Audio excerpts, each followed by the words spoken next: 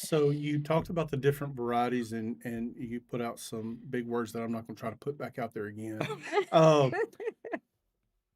I would have to assume that the grapes that you guys are trying to grow for quality wine production are not the same grapes that we feed our kids out of the grocery store. That's It's correct. probably something completely different. It is. Yep. It So, What you're is. drinking out of the grocery store is usually like a Concord grape, okay. a varietal. What we're doing is a vinifera varietal. What is the high level view? What is the difference between the two types of grapes? Is it sugar content that's in it? Is it the one that we go to the store and we eat? Is that just higher sugar content? Is it lower than what you're growing for to make wine?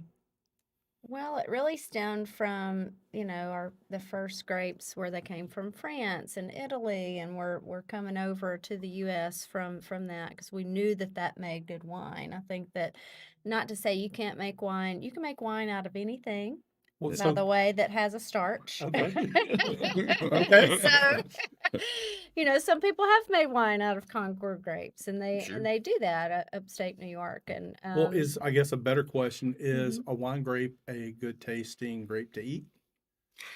They have seeds, and they're very tannic. So when I say tannic, imagine eating the inside of a pecan. Oh yeah, So I know. like that dry, really dry feeling. I mean, I just had some pecans before I walked over here, Yes. so I know exactly what you're talking about. Yeah. So Yes. so that feeling of so a good red variety has a lot of that tannin structure so that it can hold on through the life of the grape while it's in the wine production. So Okay. not something like a table grape where you would eat off of the table. Those don't have a lot of tannins. Okay. So But So, yeah, I mean, I was just thinking at maturity they're still sweet. mhm. So okay. the wine grape, even if you pick it and eat one, Yeah. there's still sugar content, especially once they're ripe. They're sweet, but there's a lot of tannins in the skins, so Okay. it's kind of weird to Yeah. just pop one in And your most mouth. have seeds. Right, Okay. and most Mhm. of your table grapes are seedless. Mhm. Most. So you started off on the internet. Well, you saw Napa Valley, Sonoma. You're like, I get it now. I mean, vines, grapes. We're gonna do it. But were you thinking big like you guys are now when you said I'm just gonna, you know, grow some grapes and we might just play around a little bit with it? What was the initial plan when you before you put the first plant in the ground?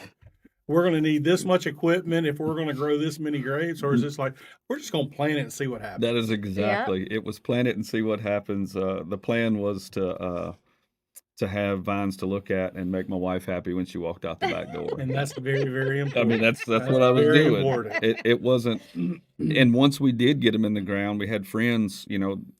When they saw that we were going to do it, they wanted to show up and help plant, and of course, ask a lot of questions too while we were planting. And a lot of them we couldn't even answer Yeah. back then. I was like, I don't know. We're going to put them in the ground. I'm going to put irrigation down, and we're gonna make them grow. We know we can make something grow, so we Yeah. knew we could do that. We didn't even know how to prune them, and then we both said once it was over, it was only 250 or so vines in that block, but we said, well, we got 3 years.